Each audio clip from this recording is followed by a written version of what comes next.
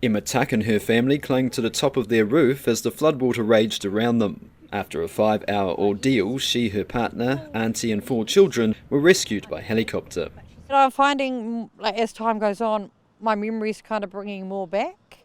So early days it was like, this is what happened. And now I can kind of go into more detail. But no, I still don't believe that we got it through that roof, we sat there and we were just, hoping for dear life that somebody, that mum's call, the call to mum, was actually going to get us a helicopter to save us. That was 6 months ago today. Their house lies ruined, red stickered and on land classified Category 3, which means it's not suitable for rebuilding. So this was my bedroom. My bed was there leading into my ensuite. There was a wall there that divided my room from the living room or the lounge. There was one big lounge where the kids used to play, the TV and a giant couch. So this is my bedroom. Miss Tuck and her family are now staying in Napier, but she still runs her business from the Dartmoor Road property, and they have their hearts set on returning to live. This is home. I want to come home. And my kids want to come home. They talk about this being their real home and Westshore being their now home. But they keep asking, when's Granddad going to fix our real home so we can go to our real home? And that breaks my heart. When I met the family a week after the cyclone, they were combing through the silt to try to salvage any belongings. But Miss Tuck's mum, Kerry Hamlin, didn't get that chance. Her flat on the property was completely washed away. She avoided the roof ordeal by staying in Hastings. Haven't found my bed or my fridge or anything like that. Just a bracelet, really, and a couple of bottles of perfume. That was in my room, but it's really starting from scratch for me. So, yeah, some days it hurts. Some days it's like, oh well, you can't dwell on it. The other day, Ms Hamlin and Miss Tuck went over the text messages they sent each other on February the 14th. Miss Tuck trying to reassure her relatives at the very moment she thought her time was up.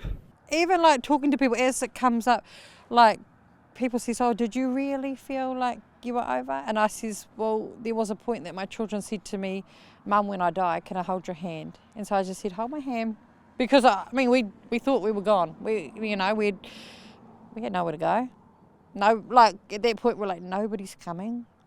This is us, but we're together. At the time, Miss Tuck explained how the family drew inspiration from daughter Bailey, who died as a baby 12 years ago. When we were getting near the end, we were thinking, this is it, the whole house was shaking. We all just started singing You Are My Sunshine, which is her song. And we watched the water just go down, and we were like, here we go, she's here. A neighbour's tree also helped divert the water flow. Earlier this year, Dartmoor Road was full of piles of silt and ruined belongings waiting for collection. That's gone now, but many uninhabitable houses remain, as is the case in Puketapu village itself. 6 months ago, I met Ollie Midgley, whose house was flooded. He and his wife got out by kayak. So this is some of the stuff that didn't have anywhere to go to be stored. So some of it will be thrown out eventually. Crucially, they can rebuild on their land and hope to start soon on their main house. It's dried out, but the floors of the timber has cupped. So it needs to be ripped up, which is a crazy shame. After 5 months living on their property in a camper van, Mr Midgley and his wife are now in a nearby rental, but hope they won't be there much longer. I think we could be finished by Christmas. Originally we thought it was going to be maybe 1 or 2 years. So yes, we're potentially lucky that if the insurance thing clicks into place and his window of work schedule fits in as well. He's a team of 5 guys, so they could rush in here and chip away at it pretty quickly. The family's gradually going through their belongings to see what can be saved. What can't be cleaned may need to go. Cleaning stuff, tidying stuff. All the silver, all the kitchen cutlery has been sitting outside for 5 months. It's only now that we've got somewhere to deal to it. So the process of your cutlery, you stick it in the dishwasher. No, the silt does not come off in the dishwasher. You've got to water blast it and polish each individual piece in the sink. So things are looking up for Ollie Midgley and Puketapu. For Emma Tuck, Kerry Hamlin and their family, they are waiting for something to change, living in hope they can return home and be together again.